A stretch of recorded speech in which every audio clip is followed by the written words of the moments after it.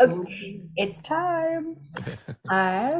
3, 2.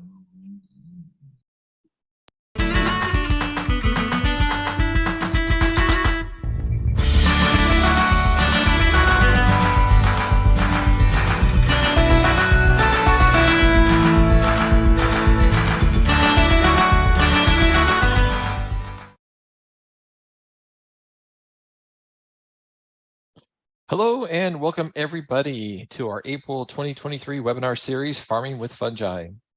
Today is webinar 4, which is the final webinar in our April webinar series, and it's fungal farming experts. So you get to talk and listen to folks of us that are actually out there doing consulting work and helping people improve the fungi in their soils. So before we get started, what I'd like to do is have folks go down to the chat button, which is the bottom of their screen. And if you could, just go ahead and tell us where you're coming from. We really like to see kind of where our audience is at. Montana is the first to represent. All right. And Canada. So we kind of got the northern climates covered. There went Denmark. There we go. Berkeley. And the international audience definitely kicks in. Netherlands. Got some India, Tunisia, Philippines, all over the place.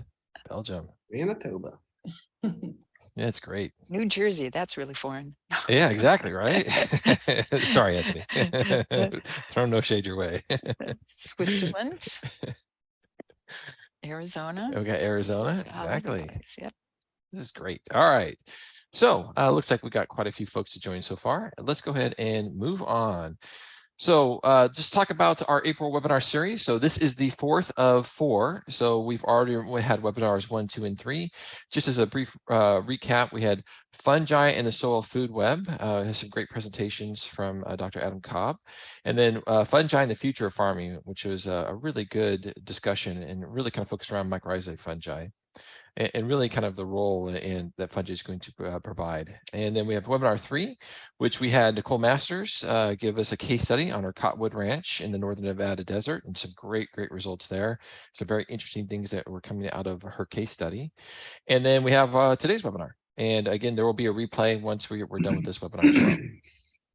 All right, so talk a little bit about our attendee guidelines. Everybody, except for the panelists, will be in muted mode during the duration of the webinar. It just keeps down on audio quality issues.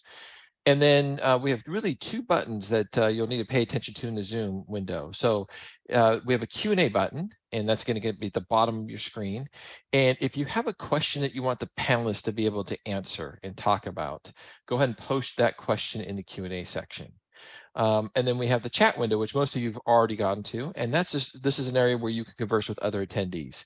Usually there's a really good dialogue that kind of happens as a webinar is going along. But just remember, if you post a question that you want the panelists to answer in the chat window, it may not get picked up. So if you do have a question for the panelists, make sure you do choose the Q&A section. And other than that, please enjoy today's webinar. So let's talk about our topics for today. So we'll go through introductions, and then we'll be hearing from the fungal farming experts. So we'll have a presentation by Keisha and Casey Ernst, and then we'll have a presentation by Ronald Flores, and then Loida Vasquez, and then followed up by myself. And then we'll have a brief video talking about the April offer, and then we'll have about 55 minutes for Q&A, and we expect that today's webinar will go roughly about 2 hours in time frame. So before we start, let's go ahead and hear and have our panelists introduce themselves. So Dr. Elaine Ingham, take it away. Okay, I'm Dr. Elaine, and I've been working on soil microorganisms for all of my academic career as well as after that. I started early in the world of looking at microorganisms. When I was 6 years old, my dad sat me down at a microscope and said, "Count the E. coli." So that's been some 45 years, probably even longer than that. So I've been at this a long time, and it's been a great way to spend your life. Great, thanks, Elaine. Loida. My name is Loida Vasquez. I am the Soil Food Web School mentor trainer, and I also do some side consulting in addition to working for the school full-time. Great, thanks, Loida. Keisha and Casey. I'm Keisha. I'm a friend of fungi. I'm a microbe farmer, and I'm also a soil food web consultant. I'm Casey. I own a composting company, Panelist Bioamendments, and a consulting company, Soil Matters. Great. Thanks, Keisha and Casey. Ronald. Hi, my name is Ronald Flores, and I'm also a soil food web consultant. I have a company who's dedicating itself to helping farmers to actually deploy the regenerative agriculture using microbes. So yeah, here I am. Great. Thanks, Ronald. And Dr. Adam Cobb. I'm one of the resident fungi nerds at the Soil Food Web School. Not the only one, but especially mycorrhizal fungi. And I get to do a lot of other science communication and content development here at the school. Great. Thanks, Adam. And then I'm Brian Vag. I'll be your host for today's webinar. I'm a soil food web consultant as well. And I have two consulting businesses. One is called Sprouting Soil, and another one, which is Soil Matters, which you saw with Keisha and Casey. We have joined forces.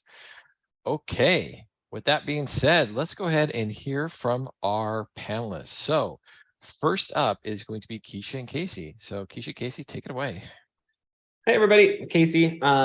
So we started our soil food web journey by starting a compost company.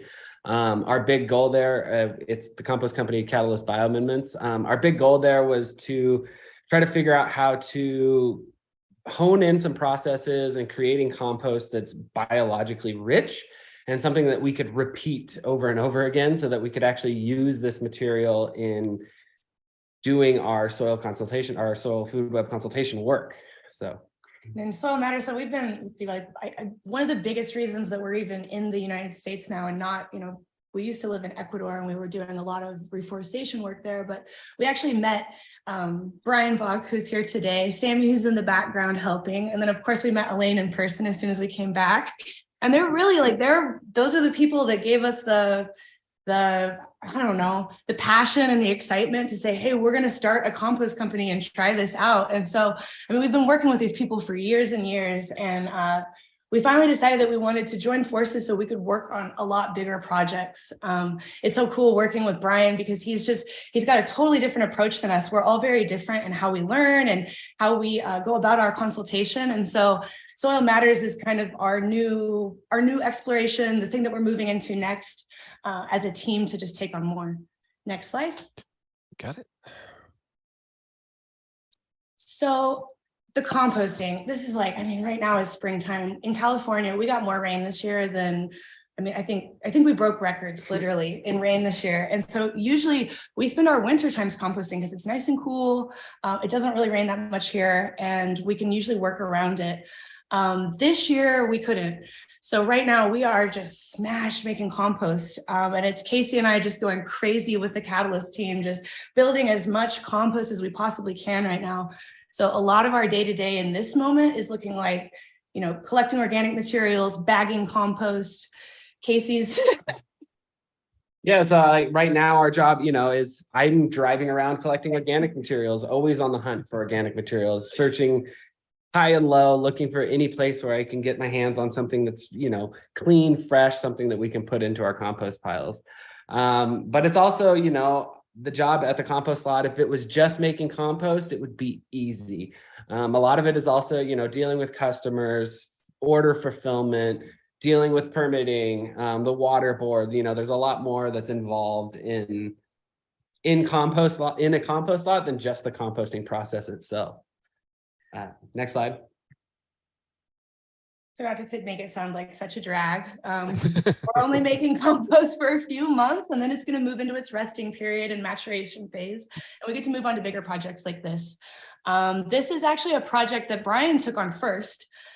He was the first consultant to, try to alter their processes. This is a waste facility. They're not necessarily a compost lot.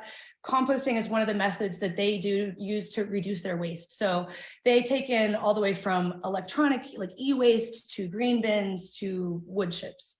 And so this is kind of where I see the future of our company going, is moving more into helping these large companies alter their processes to make a compost that perhaps it isn't up to the biocomplete numbers, like the minimums, but a product that's just a lot better than what we're typically seeing. And you can actually, when you look at this photo, this is probably, how many acres is this? I think that's 5 acres. That's 5 acres. And you can see on the very left, those darker brown, those are the tries, the attempts at, making a biologically focused compost. So we are making moves there, and we have hopes that eventually more large scale producers like this are going to take on this information and start to work on improving their methods. Yeah, I mean, you can see these piles on the left-hand side there. One of those windrows there is more compost than is in our entire compost lot. So we're working on a massive scale here. And yeah, you can see it, like Keisha pointed out, we're moving in the right direction, consulting with these larger scales, because you can see the color difference even from the piles on the left and the piles on the right. It's a little bit more chocolatey, it's a little darker. The stuff on the right is just not really breaking down, and it's almost 2 years old, where the stuff on the left is actually a lot younger, actually like a year old.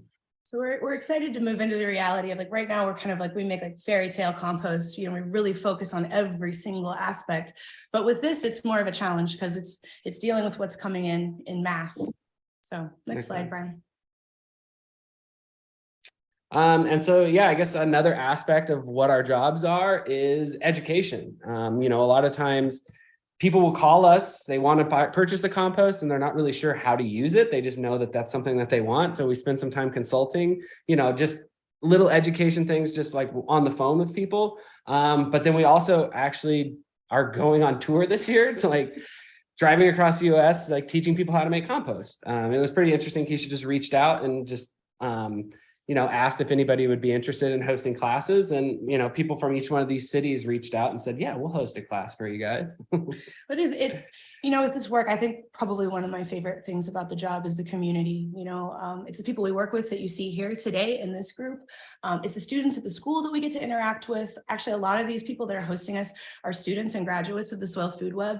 And it sounds like we're going in to teach composting, but these people already know how to compost. I really believe that what we are is bait for other Soil Food Web people, because what everybody really wants to do, it's not make the best compost. They're already making great compost. That's how they graduated, but they want their community to come in and be there with them and to make the job more exciting and fun. So just another aspect of the work that we love. Next slide, Brian. Yeah, so I guess, I don't know, we asked like what, the favorite parts about this kind of work is. For us, we don't like to be in one place for too long. You'll notice in our webinars, we usually have a different background because we're always on the move. And so this work has been great for us because it's always changing. Like, we go from composting a part of the year, consulting part of the year, to education for another part of the year. And there's always movement, and it's always a challenge. We're always having to figure out how we're gonna deal with the situation, either on a farm or coming in and teaching a workshop, or issues that arise on our compost lot. I remember Elaine telling me when I first met her that it was our job to take the information that she was giving us and take it outside of the box. And I remember at the time just being like, what? I can't even see the box. This is crazy to go outside of the box. Like, how would we go outside of the box? But through the years, like, that's it. We keep finding ourselves in these positions where it's like, how am I ever going to do this? Like really outside of anything we've ever known. And the school has given us the tools to be able to figure it out. And it just blows my mind time and time again, how that goes.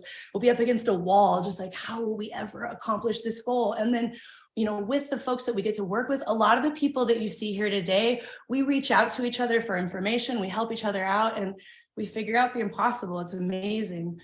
Next slide. We also get paid well to do this, so it's another really good bonus. This question, what fascinates or excites me most about working with fungi, I just recently, it's a study with Peter McCoy, where they're trying to get fungi to eat cigarette butts as their substrate. And I found it interesting, the process, because it's just like what we do when we go and consult with a farm. Is the fungi, they place it onto the cigarette butts, but they need to feed it just a little bit in this transitionary period while the fungi kind of learns how to eat cigarette butts.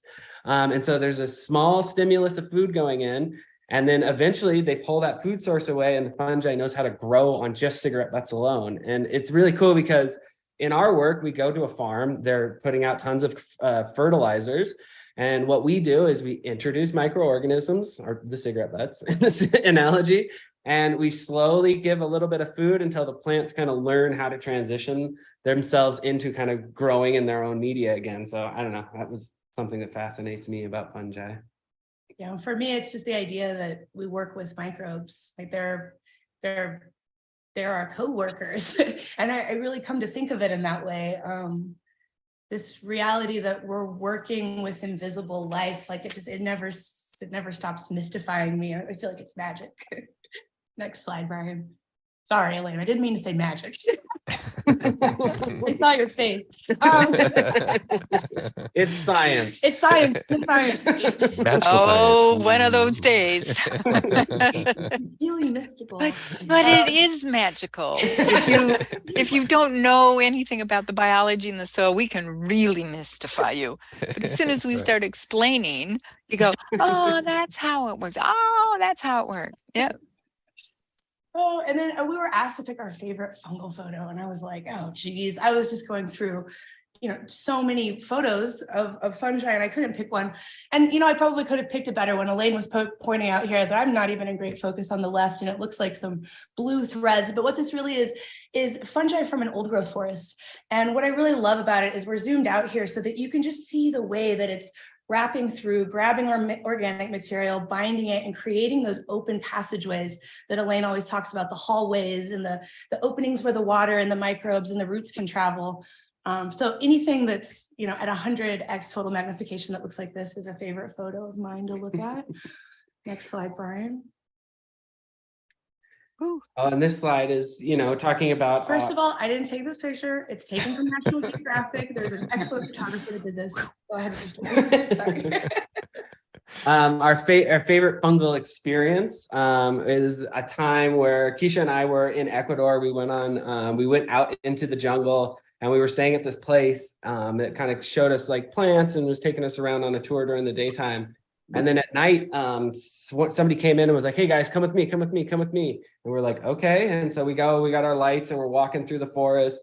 And all of a sudden he says, okay, turn your lights off. And we all turn our lights off. And it takes a second, our eyes start to adjust.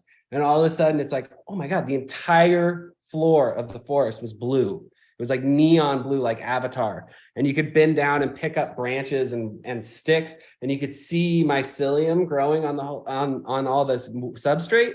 And it was bright blue, like you could see it like clearly, like it would actually, like you could actually see your fingerprints. It was so bright. So that was kind of my favorite fungal experience. We looked around to try to find the fruiting body. The guide was telling us that if it does fruit, like they glow as well, but we couldn't find any mushrooms. But just the mycelium itself glowing was so cool. I think that's our last slide. That is our last slide. It is. An ending slide this time. Thank you, guys. Thank you, Keisha and Casey. Great presentation. All right, Ronald, hand it over to you. Right. Hi. Well, so I'm the CEO and founder of Fluorescent System, and as I mentioned earlier, I'm actually focusing on helping farmers to actually do the job, which means like training them and providing them some guidance to actually deploy soil food web-based agriculture. On the top of that, I also have a fungal farming offer with some other partners here. I'll talk about it later. Next slide, please. And so what I was doing before, next slide, I was working in Switzerland and having this kind of mundane life, some alcohol involved, some sports, some entertainment, so to say. Next slide, please. What inspired me, next slide, it's of course leaving that word that was completely making me schizophrenic. And from that, I went on a world tour, just like looking at agriculture, because it's something that kind of sustains us humans, right? So while traveling, I figured out whether or not we actually evolved from the nomadic lifestyle that we have to the current model that we're still using. And on that route, I found out, next slide, please, that nobody really was talking about soil except Elaine. And so I embarked in the journey in 2015, and it's kind of a couple of years now. Next slide, please. So as of today, other inspiration, which are kind of hard truths, is like figuring out how, soil we've lost soil and how it's kind of threatens our nations, as Roosevelt says. Next, please. And also figure out what's the correlation between the use of chemicals and the actual yields. Here, a correlation since the Green Revolution started, that the amount of chemicals that has been used for sustaining the same yields have been massively increased. Next slide, please.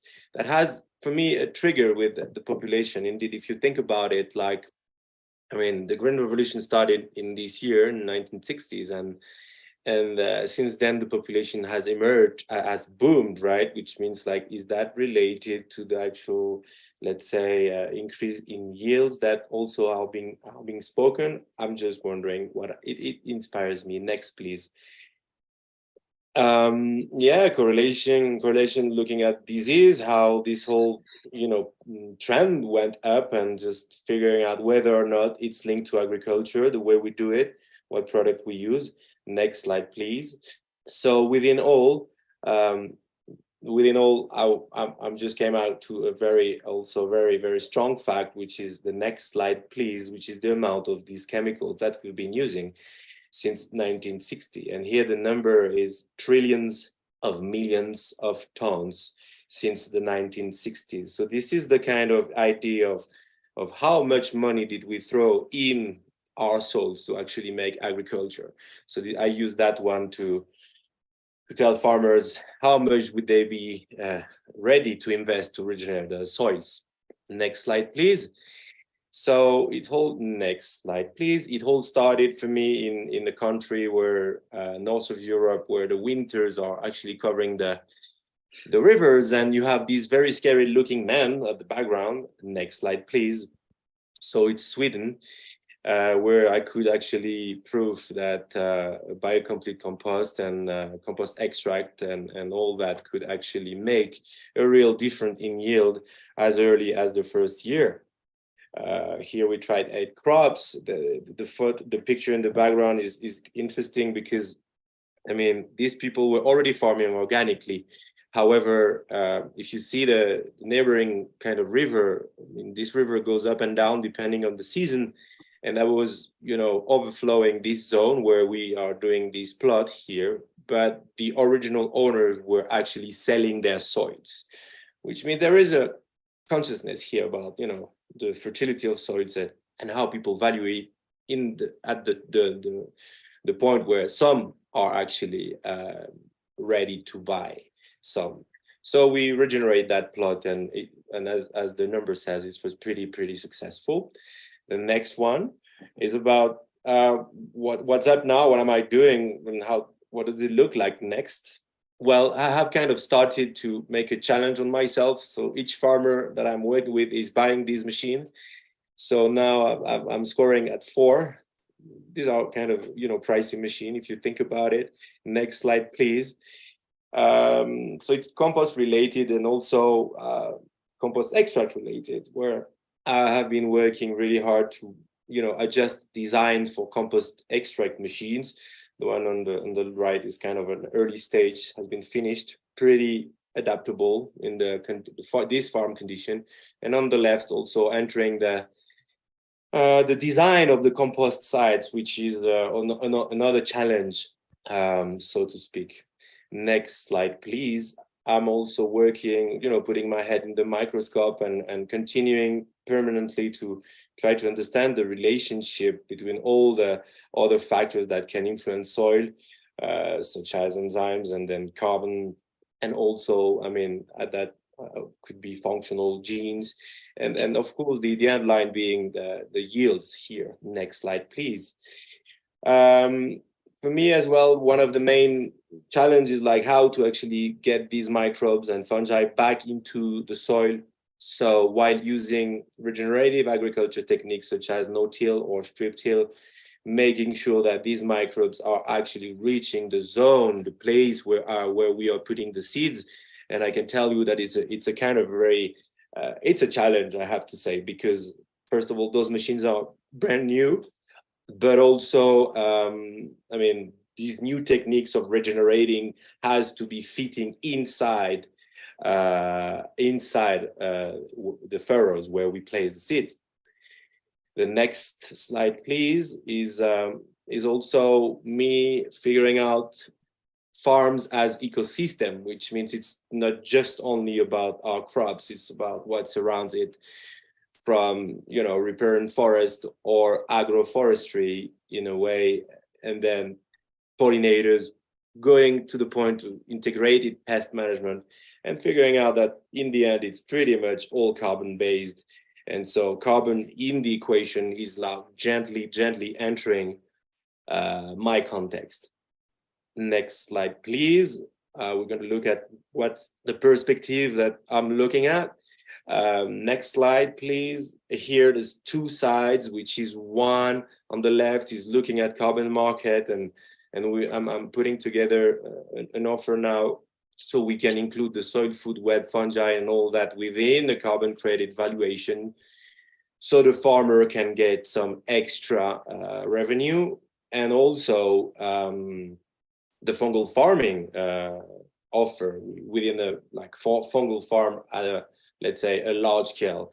The reason of those is like those two is because farmers have the resources to do it, right? If you think about it from a mushroom growing perspective, not just on the soil, but outside the soil, well, farmers have the substrate kind of already ready to actually produce these extra value so they can actually provide their market. Now, next slide, talking about how does the whole thing feels? How does that, satisfy myself? Next slide, please. It depends, I'd say, because it can be Jurassic Park out there. Don't put your car in the ditch if you're chased by a dinosaur. It's a little joke saying here that next slide, please. Depending where you are, you have to, change people's mind. Here you can see how the competition is actually gently, influencing our workers. But on my side, I consider like being really on the forefront and making a difference with the mindset. Next slide, please. So it feels good. Here's some pictures from Nicaragua, can influence a lot of people, and just like bringing this new idea, which indeed for them is not really new. When you talk about then the soil food web, the succession, and then the relationship with all that, they also, oh yeah, it makes sense. Next slide about the fungi. What's fascinating for me, next slide, is it's really versatile, multi-use. If you think about it, you can eat fungi, you can use them as medicine, you can use them as integrated pest management on the right. And also they kind of really discreet, you don't see them, and they can also be, as they say, symbiotic for the mycorrhizae. What's exciting? Next slide, please. Well, next slide, please. It's about that fungi. I mean, from a scientific point of view, it's been said that, yeah, it helps to sequester and stabilize the carbon in the soil. So, well, there is this whole carbon market that I was mentioning earlier. And of course, we have to stress to stress our microbiology and how we regenerate soil using those fungi, right? So the farmer can, in the end, maybe value that from a revenue point of view. The next slide, please, is about what's fun about fungi, right? Well, it's what Paul Stamets mentioned as neurogenesis. It's very interesting, this idea of like fungi probably helped us to be as intelligent as we are as today. Well, intelligent really in the context. Let's not engage in that conversation.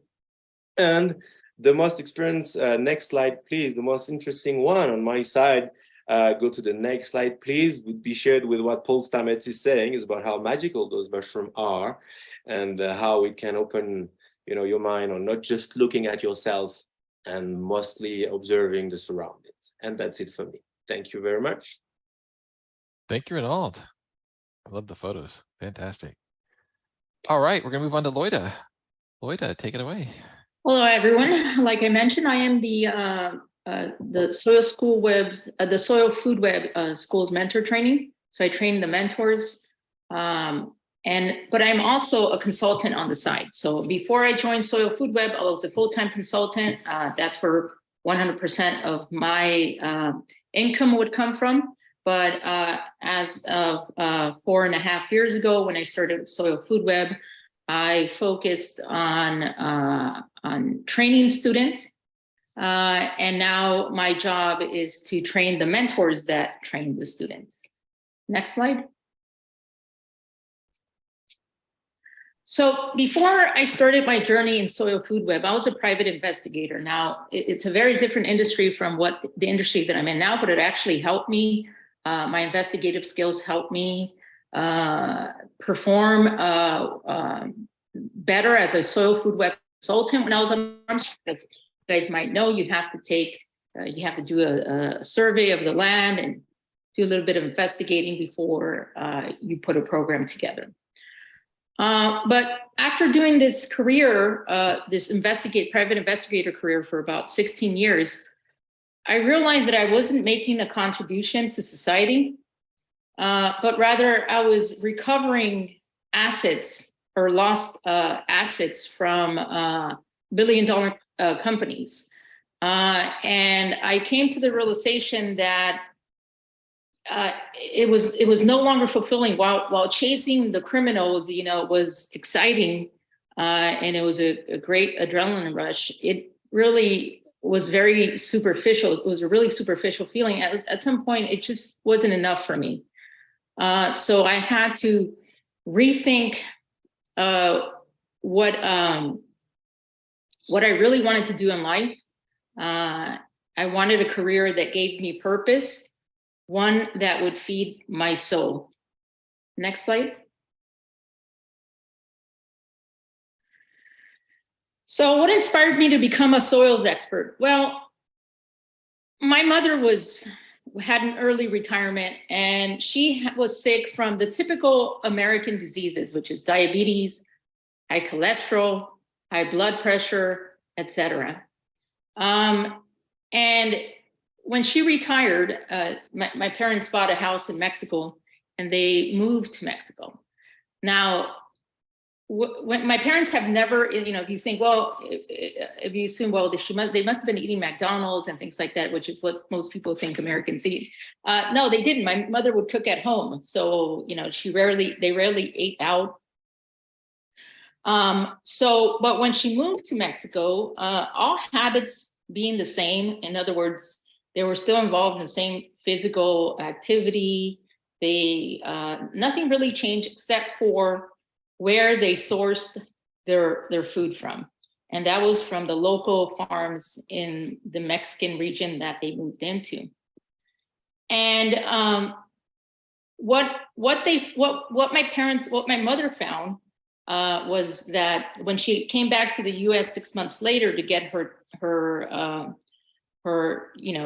yearly physical, what she found was amazing. The doctor told her, well, you know what, your cholesterol has gone down. It's not high anymore. Neither is your blood pressure. And you know what, you don't have diabetes anymore. So let's run a test again to make sure that these tests are accurate. And sure enough, all these diseases kind of faded away. So I wondered, I was really happy for my mother, but I wondered, why would these diseases just kind of go away just by moving to another country? And so I kind of concluded that it had to do with the kind of food that they were consuming. In other words, in the US, the way we grow our food on farms, it's void of a lot of nutrients. Conventional farmers use, nitrogen, phosphorus, potassium, and that's it. They're done. They walk away, right? They don't think about the other minerals required for the plant to metabolize. So I kind of had a suspicion that it had something to do with that. Next slide. So I left that job that I had. I quit my career, that career, and I went back to school and attended Maharishi University of Management, where I majored in sustainable agriculture with a focus on living soils. And there, I remember, after I took all the classes required in the track, in the living soils track, before I was able to take the living soils class, I remember hearing a lot of hype of Dr. Lane Ingham this and Dr. Lane Ingham that, and I had never heard of Dr. Lane Ingham. So I wasn't quite understanding what the big hype was about. But the first day that I sat in her classroom, I was blown away at the fact that, you know, there's a lot of corruption in our food system, and that this woman was brave enough to bring out this information, which has helped a lot of farmers to date. But at that time, I was a little skeptical, right? I was like, this sounds too good to be true. It can't be. So I eventually graduated from that school, and I went to the Rodale Institute, which is an organic research farm located here in Pennsylvania in the US. Dr. Lane Ingham was the chief scientist there. We did many experiments on the farm. And it was the first time that I actually saw the soil food web do its job in the soil. And I was amazed at the results. And the results weren't even as dramatic as I was going to see in my future endeavors. Next slide. That's me promoting Microscopes on Farms. So what is my future career goal? Well, I am currently dedicated to and committed to the Soil Food Web School. I feel that there's a lot of room for growth and for growing the school. My primary focus at this moment is to make sure that we train enough, as much soil food web students as we possibly can. And so while I'm committed to that, I also have my clients that I tend to. These are long-term clients that I pretty much just help maintain the soil food web program that we implemented on their farms.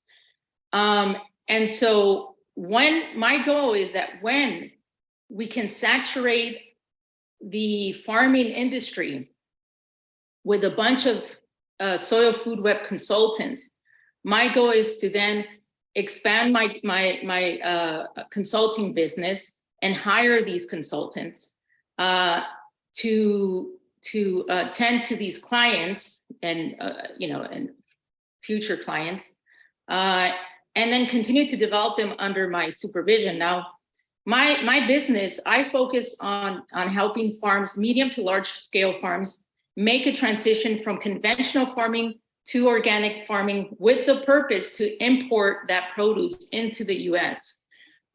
So that requires that I travel a lot. And because I have a lower back injury, I can't sit for a very long time. And it would be great. Like, the ideal business model for me would be one where I can run it from the comfort of my own home and have these soil food web consultants that I hired go out to my client's site, do the survey, create the programs, implement the programs to transition them from conventional farming to organic farming. Next slide. I love my job. I mean, and that's actually an understatement, because this job for me fulfills my purpose in life. So it's a lot more profound than just, loving my job. I think that's an understatement. So whether I'm helping farmers on site, at their location, make the transition, or whether I'm in my home office teaching students or training mentors to teach students, I feel like I'm making an impact I'm making a difference in the world. And that is an extremely fulfilling experience to be a part of. Next slide.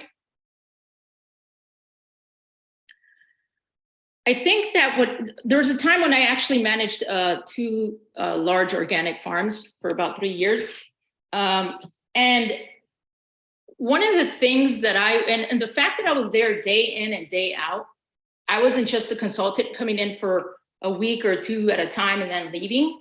But when I was there, I was able to witness firsthand the fungi's capacity to quickly create soil structure, which then helped us, help the soil hold water, which helped us reduce the irrigation. It helped with soil irrigation. It helped with soil tilth. So that was an amazing experience because I was able to see how quickly this soil structure is created. And I think it was like in less than 2 months, there was already soil structure in one of the farms that I managed, which was pure, it was like cement. It felt like cement before we started implementing the application of Soil Food Web. Next slide. And then my favorite photo is this photo that I took of a root. I cleared this root, I stained it, and I looked at it under the microscope. This is mycorrhizal fungi, and what excites me most about this photo is not really the quality, because it's not the best quality, but the fact that you can see the arbuscules here, which is where the fungi exchanges nutrients with the roots.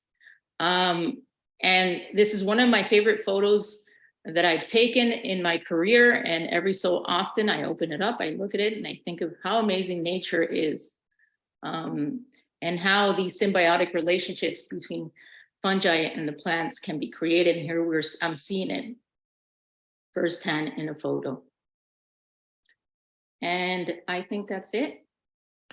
Thank you, Loida. I love this slide too. Being able to see that symbiotic relationship is just fantastic. Yeah.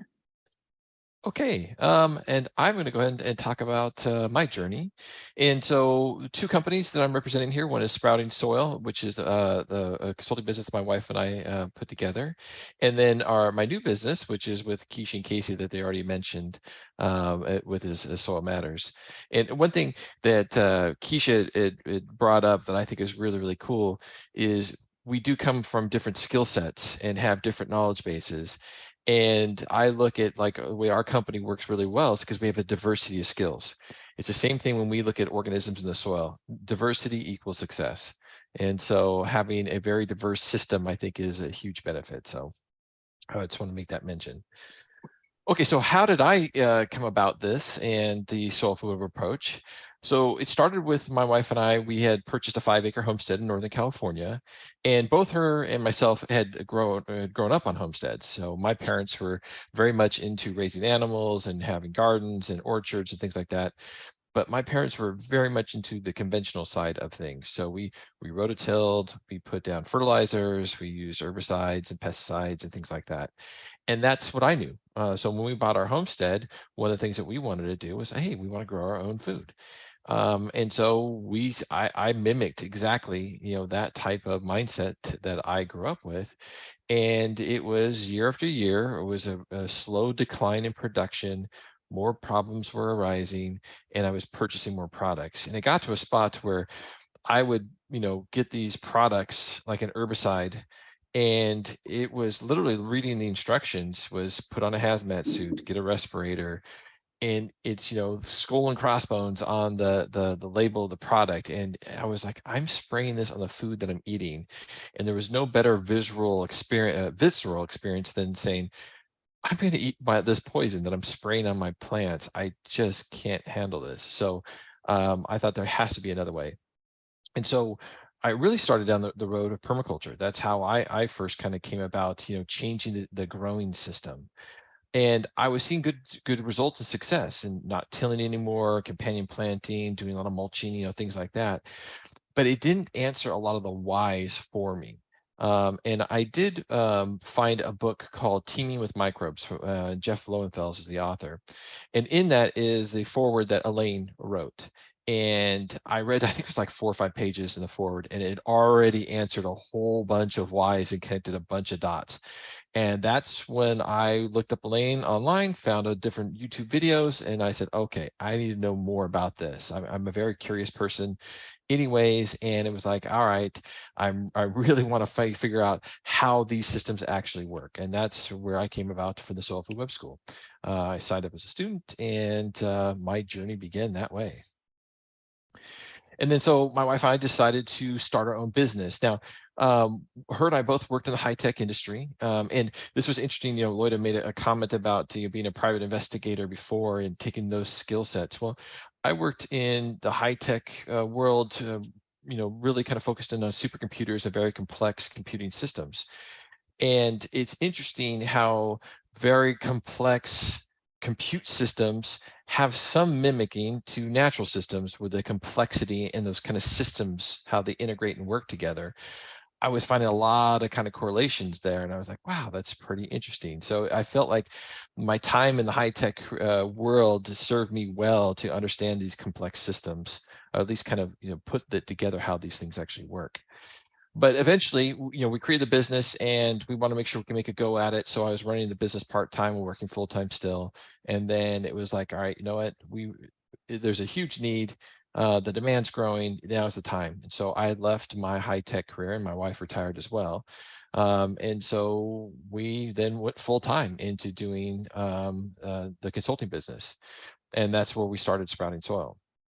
And one of the ways I really started to, I guess, get my name out there and really get people to pay attention was to speak at local growing groups. So I just found master gardeners groups, or the local, vintners groups, or the, market garden groups, and just informed them who I was and said, hey, I'd like to be able to talk about soil biology, and I will give you a 15-minute, 30-minute, an hour-long presentation on the role of the soil food web. And it got a lot of interest. And vast majority of people never turn into clients, but I got a few clients that way, and that really kind of started to build the groundswell. And then my business grew organically from there, and mostly it's been through kind of word of mouth. And then where I'm at today, so I'm really excited that we're taking on a lot of large scale projects, and this was Keisha, Casey, and myself and my wife Shelby. We've known each other for a long time. We've talked about the larger scale projects come on board, and it just made sense. We're like, we have such a diversity of skill sets. Let's pool our forces together and really try to tackle some of these larger scale projects. And it's been a fantastic conversion of running a business with Keisha and Casey, because again, the whole diversity of skill sets really brings a lot of power to think what we can offer. And then our clients really span the gamut. I mean, we've got clients that are residential. There are people that are very concerned about what they spray on their lawns or in their yards, and they want to remove themselves from this kind of chemical paradigm. And then we have large and small scale agriculture. I've got market gardeners that are farm on an acre or less, and others that are farming in the tens of thousands of acres with different types of agricultural products, all the way from annuals to tree crops and things like that. We work with landscapers. And as Keisha and Casey mentioned, compost production. That's another major issue for us as consultants, is the availability of biologically complete compost that has the soil food web. And I'm lucky in the fact that in Northern California, for my clients, I've got Keisha and Casey's product to rely upon, and I've been using their products for quite some time frame. But I have clients that are in different localities across the United States, and it's really hard sometimes to source a good biologically complete compost. So I think doing the work of working with composters to get them to really start to focus in on biology in their production is a key thing for us. And then word of mouth has just really kept the business going. We don't do a lot of active marketing, but it's just been, farmers talk with each other, start seeing results. Well, you should, talk to so-and-so, and that's really kind of kept, that client base growing for us. And then my wife and I decided to make a big change. That homestead that we had in Northern California, fantastic, 5 acres, massive food production, but our business, the consulting business, really started growing. I started traveling quite a bit and wasn't able to maintain the homestead the way that the homestead really needed. And so we decided to make a big change. We moved from the foothills of Northern California to the Oregon coast, and it's great. I'm learning a whole new bioregion and climate to be able to grow in. It's kind of fun to be able to do that. And plus, I went from 5 acres of land to 1/5 of an acre, and I'm now really looking at an urban homestead. It's going to be a lot of food production on 1/5 of an acre.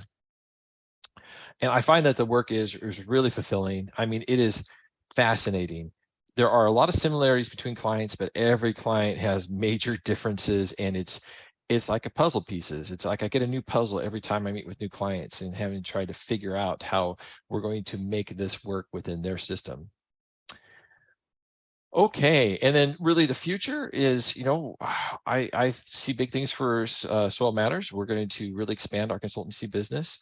Like Loida mentioned, I think a role of us that are actually doing this work now is that we need to train and hire new consultants that are coming fresh out of school or just getting their learnings and want to be able to work on projects. I think that's going to be kind of this maybe apprenticeship journeyman type of scenario that's going to occur. And obviously, I want to keep on with the large scale projects. I think, we can make really big impacts with some of the large scale producers, because that's where some of the real travesty, and degradation in land it has been. And so we really need to get them to make some of those big changes. And then I really want to get into developing, which we do, is developing practices that are going to make it easier for clients to make this transition. There's a lot of knowledge already, but we're converting a lot of acres, and efficiency is a key thing. We want to try to do this in the most efficient way possible and find those tools and techniques that are going to really make it easy for our clients to make that transition. And then there's a ton of research, and I've been involved with a number of projects where there are companies that are going to be putting out products, and they're doing R&D, and we help them understand how that product is actually making that transition. All right, and then while we're here this month is to talk about fungi. So I love fungi. For me, when I'm looking at a lot of agricultural systems, and even in landscaping and ecosystem restoration, fungi tend to be the real critical lacking organism that's there.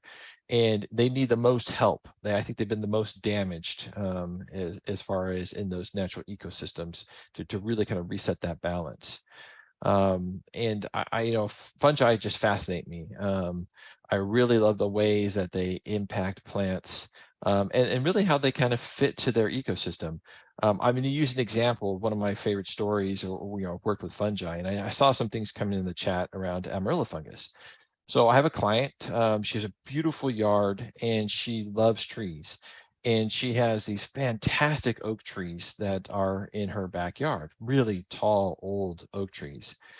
And we had an arborist come out, and he was doing assessing all the trees, and determined that this one beautiful oak was really impacted by Amarilla fungus. And when you went down and looked, you could see that there was a lot of the heartwood was exposed down at the soil level, and the cambium was in active decline. It was really just being ravaged. And the arborist recommended to my client that, yeah, you got to take out this oak plus 2 other oaks on the property.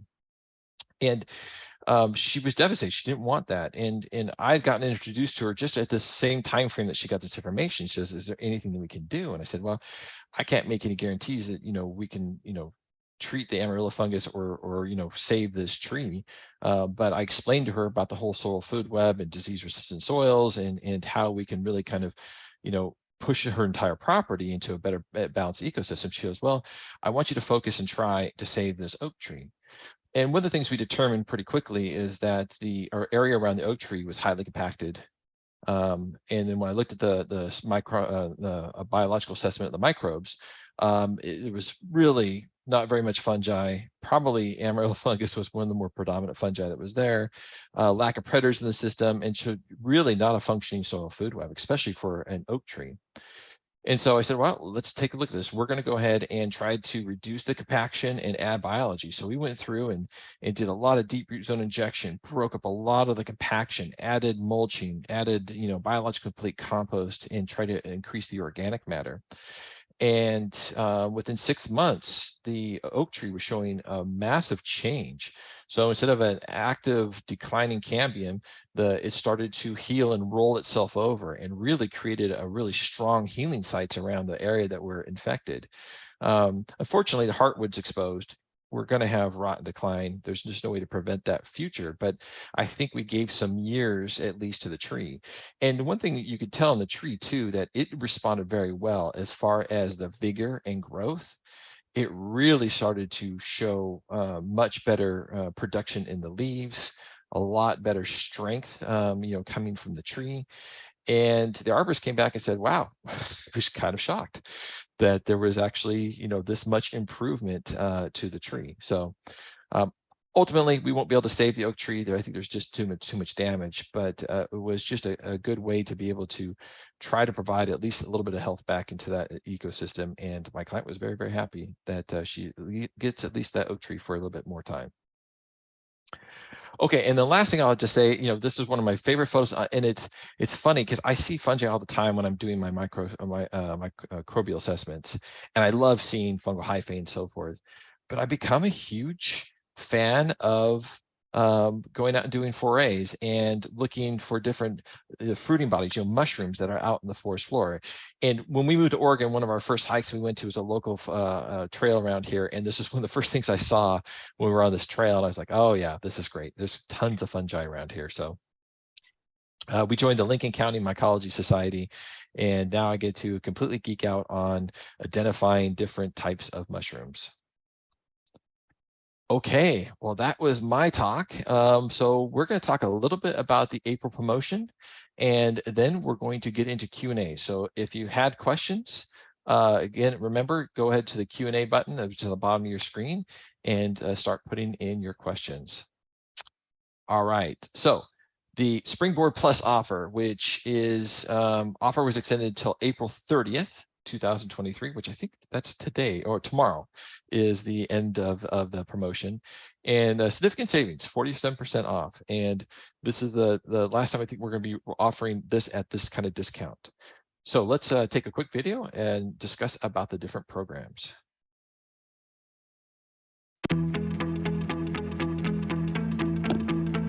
When we're talking about the soil, we're talking about the base of everything. Even our health depends on the health of the soil. All the sickness and disease leads back to where you live, how you live, and what you eat. People don't want to use the chemicals, but they don't have any other way. It's not a desire problem, it's a knowledge problem. Everyone needs to have some awareness of what our Earth is experiencing right now and how we can make a big change. I find that this information hasn't been taught to me, and I had to get off my high horse. And even though I have a PhD, I feel like I'm totally undertrained. I feel like I'm learning more with this program than I have with in-person classes in the past. I've taken classes on microbiology before, but this course really makes a difference in the way that a story is put together that unveils the relationships between plants and all those beneficial organisms that we just cannot see without a microscope. If you're looking for something that does a deep dive into soil biology, this is it. It is just an incredible knowledge base and is really relevant to what's going on right now in the world. Without it, the only way I could have gained this knowledge would have been by dropping my life and going to graduate school. And that just wasn't realistic for me. But Soil Food Web has made it possible for me to build a meaningful career in land restoration. I was really nervous. I was going to put quite a bit of money down and not get that bang for my buck. But once I actually got into the FC courses, I was incredibly impressed with how professional they are and actually the level of education you receive. This is the career path I've been looking for in the biological community, and I was having trouble finding. Buen dia. Selam. Ciao. Bula. Wagwan. Bonjour. Merhaba. Gamertuba. Barevsiz. Kia ora. It's absolutely amazing to me that there's people with their same approach to life wanting to do better things all over the world. What the course is doing is actually getting those people together. We don't have enough coverage. In terms of the connection to the network, I have found just an environment of camaraderie and cooperation. They want you to succeed, and they bend over backwards to give you all of the resources to have you succeed. At the Soil Food Web School, we train farming professionals and ordinary people who are passionate about the environment. Our students are able to help make a real change to the way that food is grown in their communities and to how the earth is being treated. Spring is in the air, and there's never been a better time to launch your career in soil regeneration than right now. With the Springboard Plus offer, you can register for the Soil Food Web Foundation courses for just $2,900, and you'll get 2 free bonus courses, saving an incredible $2,600 or 47% off the regular fee price. This is the final time that the Springboard Plus bundle will be made available at this price. Financing options are now available, so you can pay at your own pace with a firm. And remember, the Soil Food Web School offers a 100% money-back guarantee, so if you're not completely satisfied, you can get a full refund in the first 30 days, so long as you've watched 32 lectures or less of the foundation courses. Start your new career in soil regeneration today. Okay, let me exit out of here real quick. All right, so hope to see a bunch of new students and see you out there in the community. Now let's move to our Q&A section of the webinar. And the first question is from Dana. And the question is, we are coming out of winter with still a foot of snow on the ground, which is quickly disappearing. What can I make my compost with in the beginning of the season before green beans become available? Or sorry, not green beans, before green greens become available. Wow, okay, that's pretty funny. I guess so, it's lunchtime, right? I guess I could jump in on this question. I mean, it's what we normally, is you can go buy hay bales. Hay bales is grass that's been stored that, you can actually use in the beginning of seasons. That's what we're doing right now because we don't have grass to freshly cut.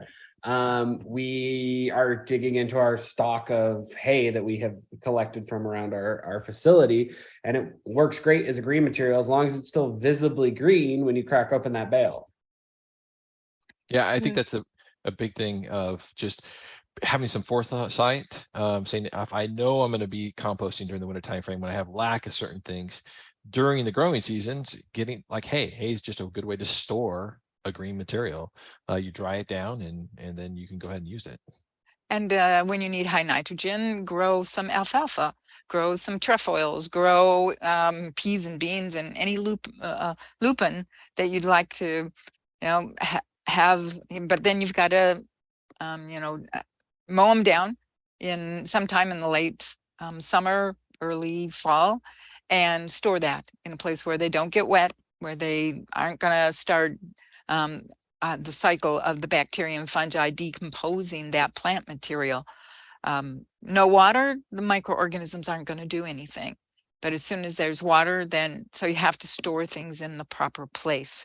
So you can store all that material and use it a little bit, making compost piles for whatever you're going to need in the springtime. So somebody asked here in the chat, about the use of trichoderma. And one of the things that sort of sets me aback is the fact that trichoderma attacks and consumes other fungi. They are parasitic on all other fungi. So if you put trichoderma into your soil, who are you killing? Well, you're going to catch some of the bad guys and you're going to catch some of the good guys. And that doesn't seem to be a practical resolution. So I just don't see why trichoderma is getting put into mixes. You buy a commercial preparation of bacteria and fungi. Trichoderma will typically nowadays be in that group. And as soon as you get your inoculum into the soil, the good guy fungal spores germinate and grow, the trichoderma spores begin to grow and wipe out your good guy fungi. Trichoderma, really bad news when it comes to mycorrhizal fungi. So take care with that one at best. choose not to use it would be the way I would feel like something about that. And so you have to know things about the microorganisms that you might want to put into a compost pile. Elaine, could I provide one counterpoint? Am I allowed? No. No, shut up and keep going. Of course you're. And see, all of the interesting things, you get into discussions like this all the time, because somebody else somewhere else under different conditions has perhaps seen something new and different. So go ahead, Adam. That's exactly what I was going to say. Is I have a research paper where we use trichoderma in a grassland ecosystem, but it was a different species than a lot of the commercial varieties. And it was also a local population of trichoderma. And so I wonder about those evolutionary relationships, and if trichoderma, if we use trichoderma, like especially a commercial variety, and then it eats up all the fungi, maybe that really says they're more antagonistic than they would be if we matched it well. Because I think we have trichoderma in a lot of our compost piles too. It's just a balanced population. Other things are controlling it. So I just don't want everybody to think trichoderma is always bad, because what's our favorite way to say this at the Soil Food Web School? It depends. Diversity is the best thing we need. Exactly. Yep. I have an experience dealing with trichoderma, and I would like to share it with you guys. I started working with a client. He used to apply, the packaged trichoderma. And when I got there, the trichoderma had overly, it was everywhere in the soil. So it didn't matter how many applications of biocomplete extracts we applied. Eventually, those beneficial, the beneficial fungi, the local fungi would get eliminated. And it was so bad that it was already on, we used to source all of the feedstock from the same farm. So the wood chips came from the farm. We would lay them out on the soil, dry them out, age them. And then when we would use them, we would find that the trichoderma was on those wood chips too, right? So it took us a long time to kind of phase them out after they stopped applicating. So I guess, to Adam's point and Elaine's point, if you're going to use trichoderma, make sure you understand why you're using it, what's the purpose for you using it, and don't be excessive in the applications, because you can do more harm than good. You want to be using your microscope all the time to monitor and see what's going on.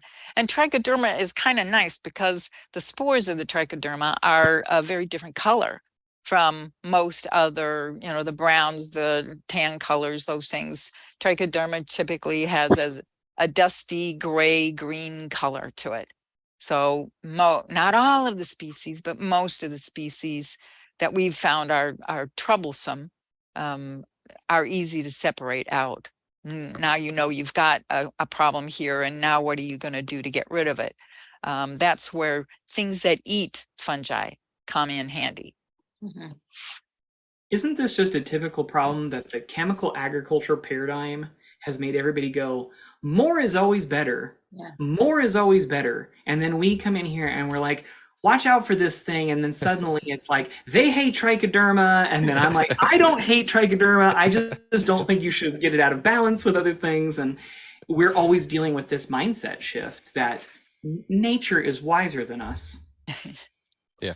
I would like to add a little bit to that, that one of the most difficult barriers to overcome in consulting is not necessarily teaching and applying the soil food web methods. It's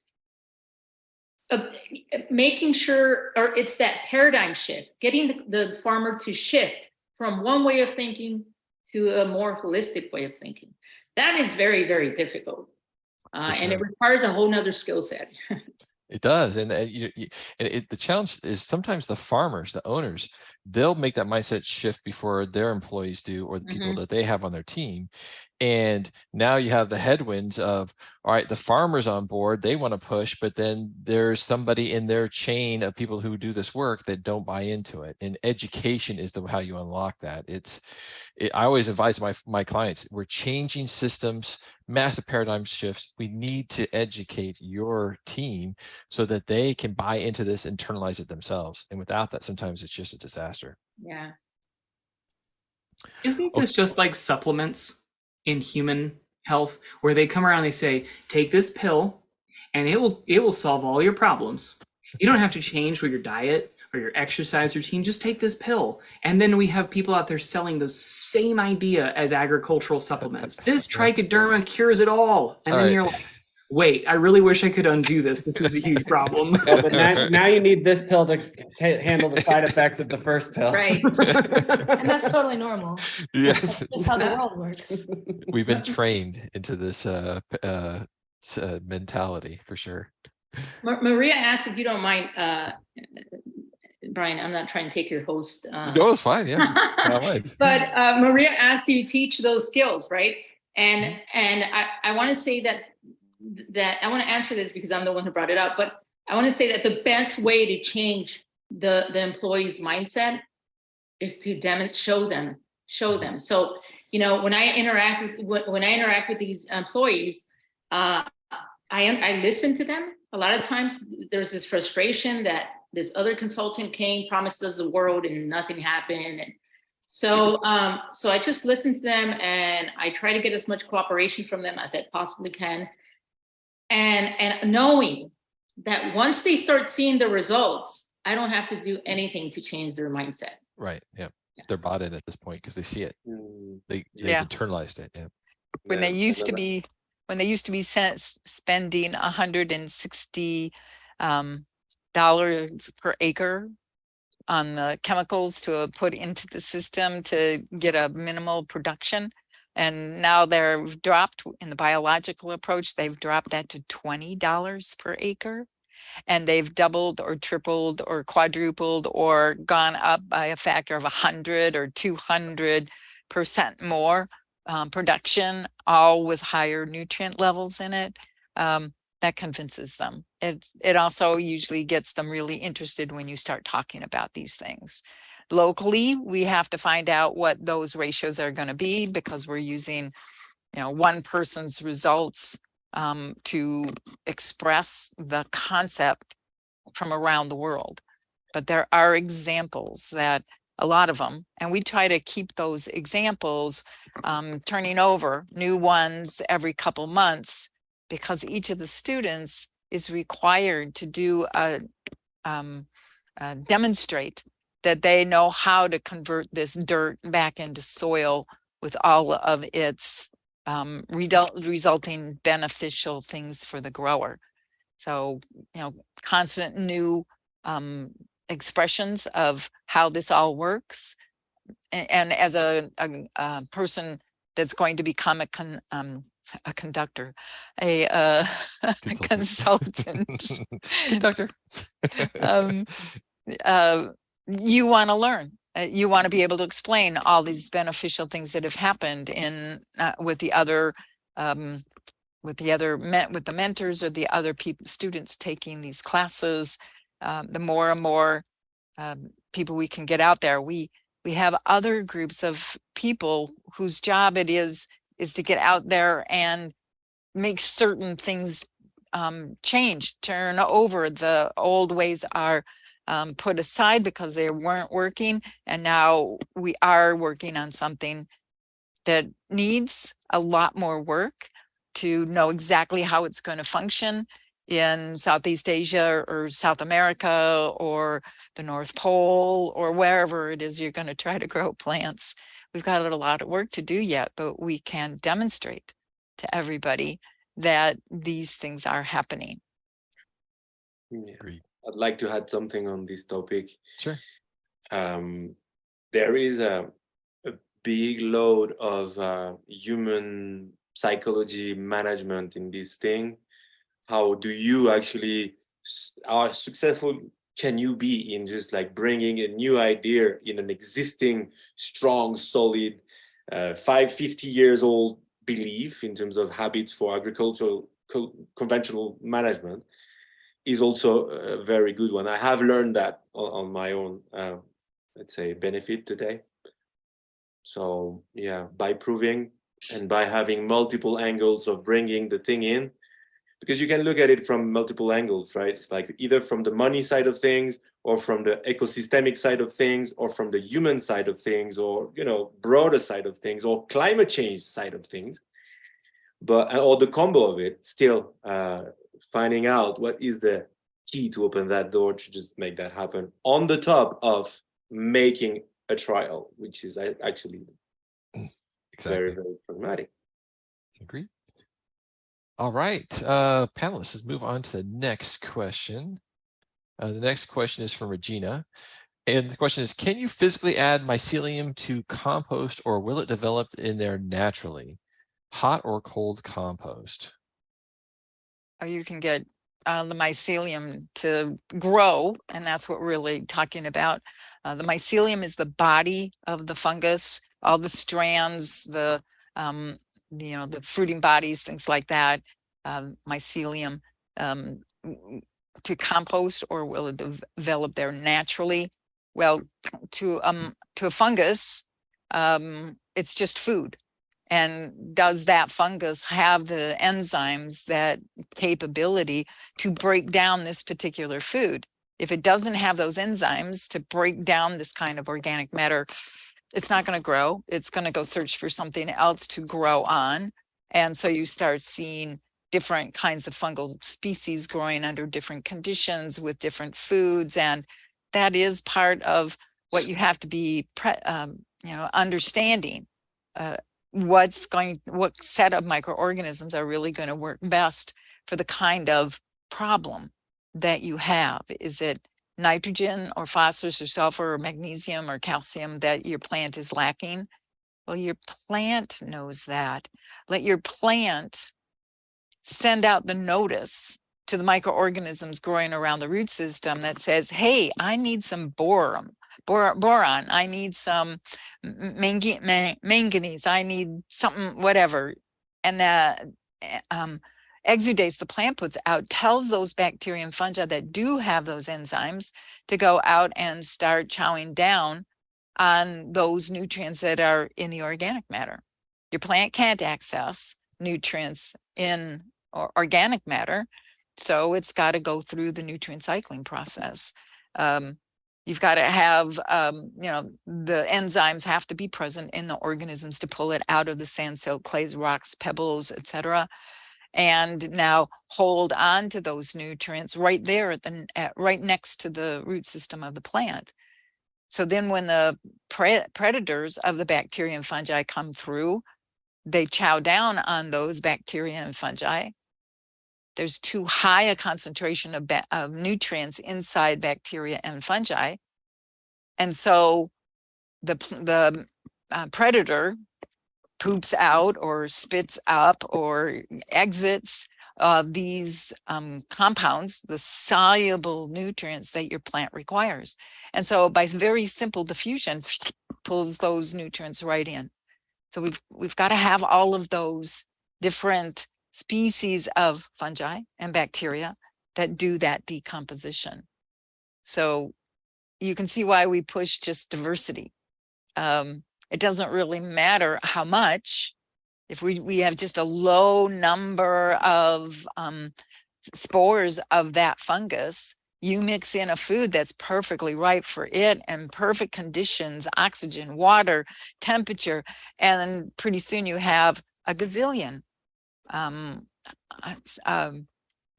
biomass of those fungi in the soil. So that's the joy of growing things. You don't have to have a gajillion strands of fungi in there already. You only need a couple of spores. I want to add to that, Elena, and I think it's so neat. Like where do the microbes come from? You know, are we going to buy them and put them into our compost pile, or are we going to try to make our compost out of as many different diverse materials as possible, because, you know, fungal spores are floating through the air, they're in the soil, they're on bird feet, they probably cruise around on snails. I mean, I don't have any proof, but I think that they probably do cruise around on snails. And so it is in the scientific literature. Right somewhere in there. I don't have the white paper handy, but Adam does. I think that there's a lot of ways to go about it, because you can take, you know, oyster mushrooms, or I can't think of all of them off the top of my head. You know, Fungi perfecti sells so many different cultures, and you can put that into your compost and see them grow, or you can put in the work of just building your own inoculum from the materials that are around you. And it just seems like, I brought up the magic thing. You keep your intention focused on this compost, and before you know it, like magic, you're going to have diverse local sets of fungi, and then all the other sets of microorganisms present too. So you don't have to worry too much about inoculating, because once you get your information and you know how to make this compost, you're going to be building your own inoculum. So that's really the fun thing about what we do. And you can see it oftentimes when people do put like big mushroom spawn blocks or something like that into a compost pile to like boost fungal numbers. You start to notice as you're going through a sample that like every fungi is like this thick, brown, like it's all the same everywhere you go throughout the entire pile. No diversity at all. And it's like, maybe somebody's boosting here with a fungal block. But they missed the correct information. We want one block of this. We want another block with that. We want this other fungus. And yeah, now you've got all of these great basidiomycetes with, you know, mushroomers. But is that enough? Probably not, because we want some of the earlier successional fungi, we want some of the later successional. So go out, and every time you see kind of a new habitat, a different set of conditions are operating here, take a little pinch of that and put that, little pinch. You do not have to bring a 5-gallon bucket full of that material back. You just need to inoculate. So you spread that in your compost piles. And pretty soon you've got the balance that nature would impose for this year, for this temperature, for these, you know, on and on, the right things for this year. Okay, but are all of the conditions going to be the same next year? No. So what do you do about that? Where do you get the right microorganisms for next year? You want them in your compost or in your soil in dormant forms, so that when, you know, next year it's going to be dry and hot in the beginning of the growing season, you better have those microorganisms that will do their job for your plant and say, oh yes, thank you, Mr. Plant. What do you want me to do? And go and do it for your plant. Keep your everything healthy. I can't resist asking a question here. And this is okay, because we have these compost gurus in the room, and like, I've built some compost piles, but I am by no means an expert. So what I hear from our mentors in the school is that sometimes students get really frustrated in their first few attempts of making a biocomplete pile, but that after a certain point, they build up this biological diversity and abundance that can then inoculate the future piles. And I think that's what I see Casey, you and Keisha doing on Instagram posts and stuff, is that you're putting your new piles out and you're putting an extract or something on there from an old pile. And I feel like that's, you know, when I hear people say like, oh, get, you know, a commercial mycelial strain or whatever, I'm like, those are lab grown things. It's kind of like putting chihuahuas in with wolves, I think, and they're probably going to get eaten or just not persist or whatever. And so, yeah, like, would you all just share how to increase that local population, bioregion specific kind of diversity, and how that builds over time? I was one of those students that was just like failing time and time again. I was also one of those students that did not wait for my final project to do compost piles. I got started right away. You know, like, I think lesson 1, I was like, I'm making compost piles now. This is what I'm into. But I cried over my first 3 piles because there's just like no fungal content. It just didn't look great. But it was that It was actually the idea of inoculating one pile with another. I think everyone kind of organically comes up with that just because of how we've eaten, as a society forever, we ferment. And so to me, it was not a big jump to say, okay, when I'm making sauerkraut and I have a really particularly tasty batch of whatever bacteria and yeast I've collected, I'm going to take a little bit of that sauerkraut and put it in a new jar just to ensure that I don't get funky foot sauerkraut this time. When you're working with wild microbes, they can be all kinds of smells and tastes. And so we just started to, use our compost as an inoculation for the next compost. And I'm pushing that all the time. I'm always trying to get people to understand this. And you would think like maybe our compost will dominate your compost, right? But it doesn't seem to be that way. We teach a lot of workshops where we have students that are doing small hand-turned piles, and they'll use a little bit of our compost in their mix. And then we'll come back 6 months later or a year later and look at their compost under the microscope. It's totally different. I mean, it looks different. And I'm certain if we could look at the DNA, it would be different. So I think it's kind of like a starter. You can buy sourdough culture from San Francisco. It's famous and it's so tasty. And you can put it in with your flour and you're going to get a few batches of bread that tastes just like that San Francisco sourdough. But you know what? Pretty soon, whatever your local cultures are, they're going to be like, oh, sorry, please get out of my way. Like, I'm actually going to take over this substrate and start eating this flour. And so I think it's just making way for all those other microbes to come in and that are really local, really native and just waiting to grow. And then they take off. So. And I mean, we even saw it over time, like at our compost lab, when we eat like our larger facility, when we started making compost, we would take samples and you'd only find bacterial feeding nematodes. It was like only it, for the first 3-4 piles, windrows that we made. And then all of a sudden it was like, we're taking a sample, we did a nematode extract, and I was like sitting at the microscope and I was like, oh, and I like ran outside and was like, there's fungal feeders in the compost. And then like, even after that, months after that, it was just like, predators, there's predators in here now. Like, woo! Like it was like we watched succession like move through just because, I think because we held on to little bits of that and it was able to actually age on site. And now it's like we have everything in every pile because we're always just tossing it all back and forth and around. And some piles you have produced more predators, some produce more fungal feeders, some produce more omnivores. And so it's like an ebb and flow because of our material inputs, but it's like it's building culture over time and it just kind of gets better and better. So we'll drop the idea right now of compost parties. So you guys that are in the chat, figure out where you're at locally, have a gathering, everybody bring your favorite organic materials from your house, put them together, make a pile. When that's done, split it up, take it home, make your own piles, come back for a party the next year, right? So just keep cycling the biology in your community amongst everyone and make it fun, because composting isn't super exciting unless you make it that way. So pro tip. That's my best pro tip. What, Adam, this different tangent on your question about the, failing piles. I would also, I've actually told some of my clients that are making, their own compost on farm, that I actually hope that you have a failed pile, simply because I want you to experience what a failed pile looks like, smells like, feels like. All those kind of things help build an intuition. And one of the things about compost making, pretty soon when you make enough successful piles and failed piles, you get a really highly attuned intuition about if your pile is moving in the right direction or not.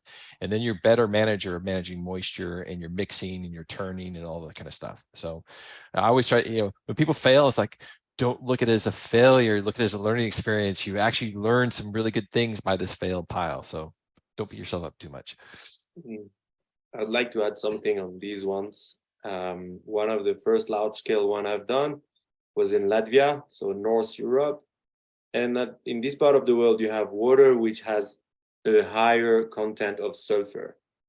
So the water itself smells already like sulfur. And then, so I was putting my piles together. I think the first batch was 180 tons. And the whole thing was smelling like sulfur, like rotten eggs. And I was like, oh my God, 180 tons, shit. And then I realized by watching with the microscope and figuring out that it was okay, that indeed it was the water. So just like looking at know your watershed, know your resources, that includes water, right? An important one. Right. And sometimes air quality can be very important as well. So some of the things we don't think about very good point that you brought up, Ronald. Exactly.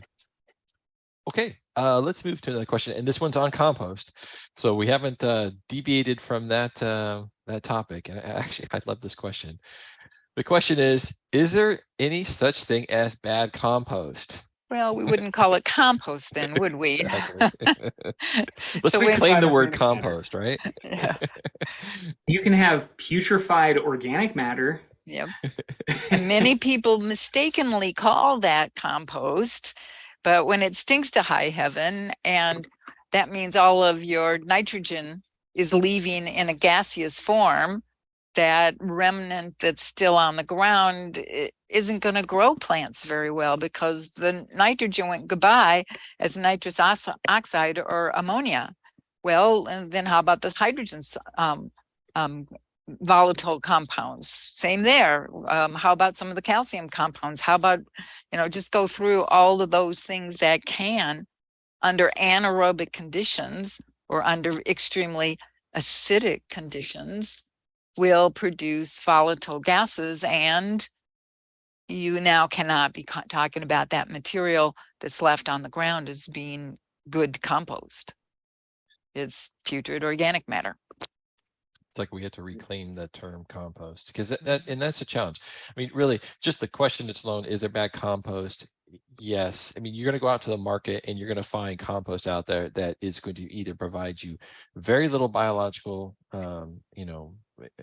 benefit, or it's going to provide you a negative when it comes to both the microbiology and the plants themselves. And so one of the things you have to do is kind of train yourselves. If you don't have a microscope, there are tools that you can use.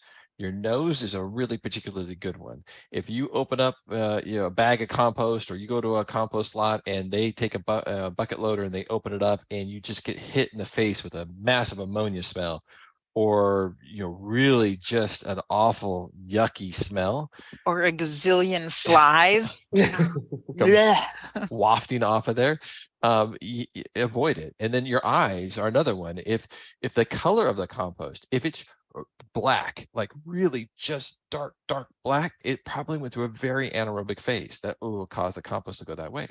If the compost is very light tan, it means it probably didn't develop very well. You don't have a lot of humics, and your humic acid's low, and your fungal development's gonna be very low.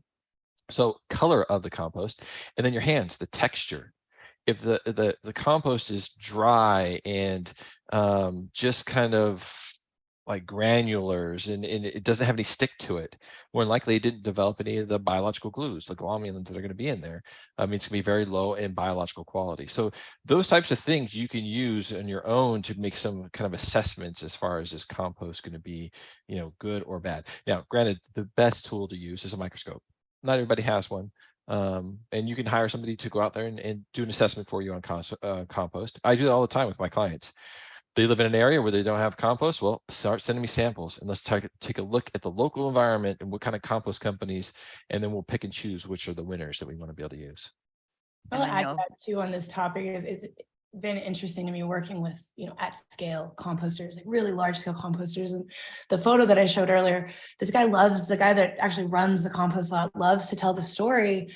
And I'll save you all the long story, but the part of it that really interests me is he's like, the smell changed, the texture changed, the color changed. He's like, the feeling of it was different. He's like, but get this, we gave it to some farmers and they were like, this stuff really works. And that was so telling to me that I was like, you've been composting for 60, maybe not that long, 40 years, 20 years, whatever. And it shocks you that the product that you gave a farmer worked well to grow plants, right? Like that right there is like, even people that are making compost know that it's not a product that's going to grow plants well. And they have all these assumptions for why they think you need to add nutrients in it or make a blend of some sort, or, add it to topsoil, whatever. But the truth is it's not a good product that actually grows plants. It can be a hindrance in some cases. And they absolutely know that at the lot. So. Right. I mean, it's typically like in the modern, large scale composting industry, the compost itself is the waste product of that business. It's not the actual moneymaker. The moneymaker is receiving the materials in. They want to reduce it down to as small as they possibly can and then get rid of it. That's the way the money works in that industry. So in that sense, the compost is trash to them. They want to get rid of it. They don't care what it is at the end of the day. So just find a good deep hole and push it in there. Right. And this is where we come in as a huge catalyst, take the name, to change the industry. Because when I'm talking to my clients and they're asking questions of composters, well, some of the composters are starting to think about, well, people are asking about this biological product, and could they upsell it? Could they actually make it a premium product? Could they actually make money off of doing that type of work? And before, there wasn't that much of a need or desire, but that desire and need is actually growing significantly. And so I think a lot of composters are saying, hey, there is a way to make money on the front end. Then there's also money to make money on the back end. And I think there'll be some big changes. Yeah, because if it's not killing plants, people are actually going to want it. You Right. know, so there's tons of agricultural space that could use compost. And if it's actually a benefit, then yeah, there's going to be some drive to actually purchase that and get that out into the system. Yeah. If it doesn't stink to high heaven, if the flies don't follow it everywhere, then yeah, organic matter makes nice mulch. It looks pretty on your bed. You could, it's a good thing. It doesn't have to be outstanding compost actually, but we all will probably want to push it to excellence, just so we get really good feedback. I have a comment I'd like to make on compost, and I was mentioning earlier, Jurassic Park. It comes from my last experience in Nicaragua, where supposedly there was someone who was a compost expert, right? And the story goes as far as figuring out what is your local context with the resources that you use and the agricultural styles that those resource providers are giving you. And here it was about cow manure that was entering rice fields after they had harvested, but also after they had used the 2,4-D, which is a growth inhibitor, right? So then just the whole people happy making compost, rah, rah, rah, rah, and then me coming just okay, you guys putting that much of compost per plant. So we did, and guess what? Leaf curling, for all the organic plot, and just me figuring out just where the hell. And then one of the agronomists just came to me, it's yeah, we know that, we have tried that because from some local field we figured out that and you can imagine the scale was locked, right? So then you tell these people, yeah, you have X hundreds and thousands of tons of compost which comes from that resource that you can basically throw away, because these 2,4-D is really hard on decomposing, right? I mean, I think it resists boiling temperature, sand and all that. It's take on average, 7 years to decompose. So then, finding out the resources is key in the work that we do for regeneration. Because if we have the right sets of microorganisms, they'll get rid of that material in the course of about 2 to 3 weeks. Agreed, confirmed, experienced. Mm-hmm. And it's But gone you have to finally. Be ballistic. You have to double the dose, because if I can confirm, I doubled the dose so we could get those plants growing back, because it was on a trial that was showing them that it works, and it worked. But oh my God, some sweat down the line, let me tell you. Yeah, and it's how much of which organisms do you really have to have in there? And as you start to figure out which ones, then you can really push on growing those in your compost. So you're exactly right. Yeah. Also, Ronald, you opened it up by saying the compost experts, and that's I hate the term expert because it means I have nothing else to learn. So I am still a pro-am, Wait a second, Casey. I have to ask you a question. Have you spent 10,000 hours of your life making or learning about compost? Yeah. If you've spent 10,000 hours of your life, you are an expert. He doctored you. I'm gonna have to do the math because I don't know. Jim, right 9,885. If I'm the standard keeper, that's the one that I believe in. There's a book about it. 10,000 hours of your life, and you're an expert. Yeah, that's too funny. Anyone can do it. So there's a good segue onto the next question. And this question is from Jackson, which is, I live in an area where farm, ranch, and wildlife areas are very close to many fields with abandoned and rusting vehicles or other machines, sometimes hundreds. Are there any large-scale applications of fungi that have the demonstrated ability to take up heavy metals from the soil as a method for environmental remediation? The fungi probably can't eat the vehicles. Right. But yes, fungi are wonderful. They're putting a nice film all over the outsides, insides, everywhere that they can grow, and slowly chewing away at that surface layer. They do the same thing with, boulders and parent material and rocks, and they are present on the outside of that material, happily growing and decomposing whatever is on there. So they got some outstanding enzymes. You're right. We give them enough time. Right, exactly. Give them enough time. On glacial scale, sure. About 10,000 years. So we see that heavy metals can be locked up inside of not only fungal, like the physical structures of fungi and what they do with soil, but they can be locked up chemically by some of the enzymes and other things that fungi give off. And bacteria too. Yeah. There are bacterial species.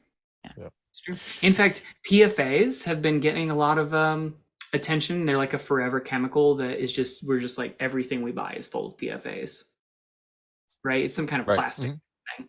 Yeah. And I was reading a paper just this week that was like, there are bacteria and fungi that can digest these PFAs, and it's a matter of taking that from sort of laboratory scale to field scale. That's been the tough thing, but someone's going to figure it out. Maybe it's us. Save the world. Yeah. Well, and this is an area, we've had this discussion about, lab grown cultures and things like that. This is an area that potentially is, it's a tool that we have to be able to use, where people are going to identify certain species of fungi and bacteria, and you have a very point specific thing that you need to resolve. Like you have a diesel fuel spill on your land. Well, fungi can be a really good tool to be able to help decontaminate that soil from that diesel fuel spill, right? So there are going to be instances where there's going to be a kind of a biological market of certain organisms that have a very point specific kind of thing that we can use. Now, the question that I always have though is, well, what if we did throw biologically complete compost, massive diversity of fungal sources in there? Could it do a well enough job, to be able to decontaminate soil? And I think there's a lot more research that has to be done in that space, but I think there's some exciting things in that area. Funding. Yeah, exactly. Sounds really fun. Right. Okay, anything else, panelists, you want to add? Okay, let's move on to the next question. And this question is from Amy, and really this question is for all of us, but I'll start with it, which is, Brian, how did you finance your new business? Can you share about how much capitalization was needed? And the standard answer, it depends, as far as what your business is going to look like, is how much you're going to need from a capital standpoint. I was fortunate in the standpoint that I was working, and I had a very decent paying job that helped fund my new business. And so when I first started my consulting business, I had to look at what it is that I was trying to do. And there's really three areas that I focused in on. One was the consulting. So how do I, go as a consultant and teach and, give recommendations, that type of thing. And that required me to have a laptop and, some of the more technology tools available to me, which, capital-wise wasn't too expensive. The next is I want to be a lab. I wanted to be able to do microbial assessments and things like that. So I needed to make sure I had my microscope and I had all my lab supplies and so forth. And I already, as a student, I had purchased the equipment, but I really would need to flesh out my lab to make sure it was a functioning lab. So there was a little bit more capital there. Then the last thing I wanted to do was remediation, which means I wanted to be able to go apply and provide compost teas and compost extracts to my clients. And that required me to purchase a brewer and to purchase a spray rig. And, it was about $13,000 for my spray rig and about another $2,000 for my, my brewer. So all in all, I probably was in the sub $20,000 to stand up my business. The one area that I decided not to move into was into making compost. And I'm sure Keisha and Casey can talk about that's a much different capital expenditure when it comes to, doing this kind of work. But, for a relatively cheap amount of money, I was able to do that. Now, the one thing I also had was a truck. If you don't have a truck and you're going to need to be able to tow a spray rig, well, that could be some additional capital costs. It'd be quite expensive. So, all right, who wants to jump in next? We'll go ahead and do it since you called out our Teed name. it up. Yep. Yeah, I mean, it's so very expensive to compost at scale. It's kind of hard. If I would have known when we got started how much it was going to cost, I never would have believed that we could have I didn't believe it was possible. I can't tell you how many hundreds of thousands of dollars that we've poured into machinery and just trying to figure things out. I mean, sometimes we make mistakes that are like $15,000, $30,000 mistakes that are just like, oh, gut wrenching. But those mistakes are becoming less and less. And we were able to honestly bootstrap our way into it because we didn't have funding. We didn't get a grant. We've never gotten grants. We've never had investors or outside people give us money. We just did it bit by bit, right? We started making hand-turned piles. We got a crew of people to come together and we all chipped in on our first little Mighty Mike turner. Those compost turners can go anywhere from $15,000 all the way up to, $260,000, just depending on $300,000 even, depending on the scale that you're working at. Tractors these days they've doubled in price over the last 2 or 3 years. So, it's expensive to do things at scale. Yeah, we were lucky. I mean, we had a truck, we had a trailer, and we had a tractor. That was stuff we already owned before, but yeah, I mean, it was literally first year was our compost piles were 40 feet long. Our compost pad was a quarter of an acre. It was teeny and it was just made compost, sell it, invest all of that money back into the business so we can just keep expanding. There's 10,000 hours of free work. Maybe does that still make me an expert? It does. No one pays for that. Or an idiot. I'm not sure. One of the two. I mean, the truth is you get all these skills. So we don't just make compost, right? A lot of what funded, my nice microscopes and, our truck that we own now that is actually capable of pulling the weight that we need is doing odd jobs for Elaine, doing anything we could. Elaine would give me some crazy stuff to do with microscopes, trying to figure out how to take pictures or how to define bacterial numbers with just looking at you just do what you can when you get started. So it's maybe in the beginning you're working mostly on your lab work, or maybe you can team up with someone else. And that's been us, is the community has been the reason we've been able to work. We would never be able to be where we're at today without hundreds of people that are just kind of on our team and helping make it happen as we go. So that is kind of that's the backup you get when you do this kind of work, because it is good work. I mean, everyone today has reflected that it's not just work that we're doing here. This is our life. For us, it's all of our life. It's our mission. Fun. our vacation is the micro bus tour. Right. So, but you'd be bored if you went on vacation. Oh, I would. No, Elaine, we went on a cruise, and you know what I did? I snuck a sample back from Alaska. We were in the water the whole time, and I was like, I don't have a microscope with me. I'm not doing anything microbe oriented. And then one of the things we could do was a hike in the old growth forest, and I was like, got a little pinch. No one's looking right now. Yeah. Back at work. The person to talk to would be Jeff Lawton. No, or who's that? Who's the other one? The author of Teaming with Microbes. Jeff Lowenfels. Jeff Lowenfels. He's lives in Alaska, and so he could just accidentally happen to dribble a little dirt inside the envelope, and exactly. There you go. In Alaska, I tell you guys, go north if you want to see really good soil samples. It's crazy. I would like to answer that as well, because my cost for starting off as a consultant was relatively low.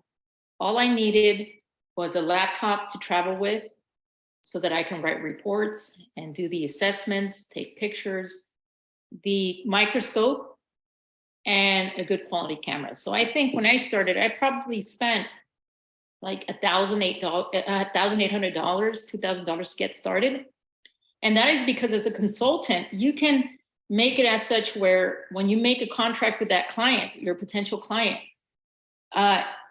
you know, they, in the contract, you could write that they are responsible for paying all expenses, and that your cost for the services is X, Y, and Z. So I never even invested any of my own money into plane tickets, and haven't yet, you know, any plane flights, you know, housing while I'm visiting my client, food, everything is paid for by my clients. So if you wanted to take that route to just be a consultant, you don't need a lot of money. And quite frankly, once you go to the CTP program, you already have your microscope, you already have your microscope camera, and you already have, well, you may not have a laptop if you're using your home computer, but a laptop would be something that you would have to invest in. Loida, I absolutely want you to start building me going with you to learn from you into your expenses with your clients. No, I have one follow-up question though, because I think sometimes people will see, you know, one of the really successful folks give a presentation and they'll be like, all the spraying equipment and windrows and all that, and that's great. Like, and some people are like, I don't have that ambition. Maybe I don't belong in this space. But a lot of what you've showed me for compost training and other materials here is like a few $100s into some things can make a great compost pile, right? The infrastructure is not unattainable. It can be difficult depending on where you are in the world and whether or not you can access some of those things easily, or the capital. You know, I don't want to downplay that $200 is a lot for some farmers in some places. But even like, you know, compost slurries or extracts can be made in a bucket, right? And then like eventually you can get to this spraying system or the tea brew or whatever. But I definitely think it's a barrier in people's minds to entry that they think, oh, I have to drop like $5,000 to get started, and really prove it to yourself with a few $100s, and then you'll be excited to invest the $5,000. Absolutely not. I mean, you don't need, if you have the business model like I have it, where, you know, I go to clients, I make the contract so that they pay for our expenses, and they're the ones who spend the money, and most of the time farmers already have a lot of this equipment. It's a matter of modifying it. So they'll have a sprayer, right? But it's a matter, they'll have multiple sprayers, but it's just a matter of changing out the tanks, put in new ones, setting one aside, changing the you know, the tubes and the spray heads and things like that, so that those are not, if they happen to be contaminated with prior chemicals. But yeah, I mean, you know, you go to the farm, a lot of the equipment that you need, they already have. They, you know, to teach them how to make smaller piles. If they wanted to make larger piles, they have a tractor. They might have a windrow turner already, you know. So you know, I would say, I mean, unless you're getting into composting large scale like Casey and Keisha, or you're actually going out there to do the spraying yourself, you don't need a lot of money to get into the business or to become a consultant. And if you buy the pieces of equipment, then your rates are going to be much higher to your clients. So they're, you know, it's kind of an interesting dispersal of money where you buy it first and then they are basically paying you back to pay the bill. So decide on what you want to do, what seems most, you know, you can build your company from the profits made in the previous year. And so, and I really think that's what Casey and Keisha did, was, you know, they couldn't buy the next step until they could make 2 or 3 rounds of decent windrow compost. So that you don't go get a loan from the bank right from the very beginning. Go around to all of the different grower meetings and all of the you know, master gardeners, get to be a part of that group, and then give presentations, and then the people of that group go and spread the knowledge to everybody in the neighborhood, and you just start getting people dropping by. What are you doing? I heard about what you were doing, and I'm looking at this, you know, ratty looking couple rows of whatever, and these really gorgeous, beautiful rows They have a suspicion that this is the one that's the bio plus biology, and that's the one that's chemical, because that's what their fields look like. Right, right. And so you know, one of the things that I didn't mention in my part of the presentation, after I went through, school with Dr. Lane, and I worked at the lab at the university, making compost teas, extracts, and going to the field and applying it on farms, and then going to Rodeo in Pennsylvania. I come back home to LA, and there's no job for me. And I'm like, well, what am I going to do? And this is over a decade ago. So I'm thinking, oh my God, I went to school, I got this degree, what am I going to do? I'm not making any money.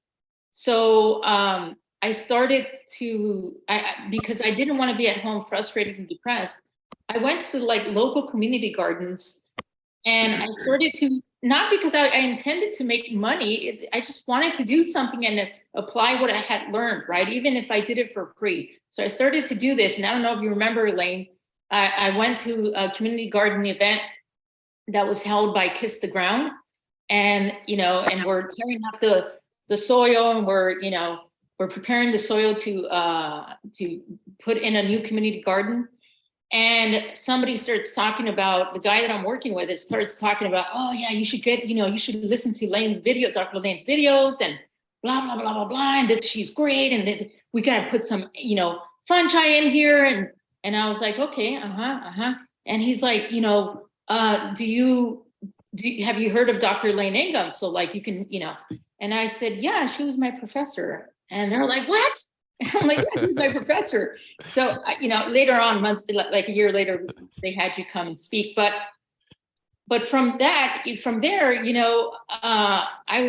gave me the opportunity to make compost and apply it in the soil to prepare these beds, and I continue to participate, in giving that community service. And little by little, people just started to ask me, hey, can you come to my house and help me with my backyard organic garden? And then before you know it, the city hall garden is asking me to come help them. And then before you know it, some farmer in Texas is asking me to come. So I didn't even try to become a consultant. It just kind of happened to me, and I didn't have to invest any money in doing so, just by doing what I loved and showing that passion and that love for it. Right. Yep. And that's the way you build your clientele. Mm-hmm. So, as soon as you decide where you want to be centered, start looking for all of these groups of people that are looking for ways to manage to reduce the cost of growing the food. And we come along and say, reduce the amount of work that you have to do. Put your microorganisms to work. And then you can sit on the front of your house and on the rocking chair and just watch the organisms doing what they're supposed to do. Agreed. Ronald, did you want to add anything to this discussion before we finish the question? Yeah, well, just confirming all you guys said, except that I did a little twist on my, let's say, business model. So I approached the think like a fungi, which is just come on the spot and contaminate. What did I do? Just take my laptop, right? And then get the client, buy the microscope, and then buy all the parts to do the compost brewers. And then, as Loida said, just they have the machines and all that, and just get the mycelium running in them. And that works, and that really works. So, I have a microscope home, but being lazy, I'd rather have the clients have them. So then they can play with it as well, with what I kind of share with them. Because think about it, here is a microscope, I'm not there. It's what am I supposed to do with this? Well, just go use it. You know Explore. what I mean? Yeah, yeah, there for you to use. Well, I have never bought my own equipment for doing any of the larger scale things. I'm going to work with a client who already has them, or they'll buy it because it's going to be fully occupied on their land. 10,000 acres in the New York river system. I'm not buying that. They better be. And they're usually more than happy because they, increase their yields by 200%. Yeah. I think No, we I'm covered. so happy to be here. This is a great discussion. Thank you very much. I mean, it just inspires me because fungi have all these different strategies in all these different places and ecosystems, and like the thing that makes them as a branch of the tree of life common is the relationships that they have, and you all have figured out how to create these different beautiful relationships at scales, and it's like, this is why this movement is going to succeed. It's true. And we mimic natural systems. I'm telling you. Okay, well, I think we are at the end of the webinar. So what I'd like to do is I'd like to just talk quickly about the April webinar series. And just remind everybody, if you haven't seen webinars 1, 2, and 3, by all means, go ahead and watch the replays. They are on the webinar.soilfoodweb.com or our YouTube channel at Soil Food Web School. And the webinar 4, the one that you watched today, will be on the replay as well. I think it may take a day or two for it to get up onto the replay site. But by all means, lots of great information, both in the presentations and the Q&As for this April series of webinars. All right, with that being said, I'd like to do some thanks. So one, I'd like to thank our panelists. Thank you so much for sharing your experiences. It's always great to talk to, and see other consultants and doing the work that we do. And also Adam and Elaine adding your knowledge and your experience into this equation as well is hugely beneficial, both for us as well as the greater community. So I want to thank all of our panelists. What a great job you guys did through this whole entire webinar series. And then we also have a support staff behind the scenes that make these webinars run. So I'd like to thank everybody who has worked very diligently to put these webinar series together. It's a tremendous amount of work, and boy, they sure are working very flawless for us. So thank you so much. And my last thanks is for the audience. Without you showing interest and wanting to be here, we couldn't be able to infect your minds with the information that we've been sharing. So thank you very much for attending the webinars. And our hostess with the mostest, Mr. Brian Beck. Thank you. Yes, You're welcome. thank you, Brian. Woo-hoo, keeping us on the straight and narrow. Cheers, everybody. All right. Cheers. Thanks. Don't forget to click that like button, subscribe to our channel, and ring the notification bell to stay updated with all our new videos.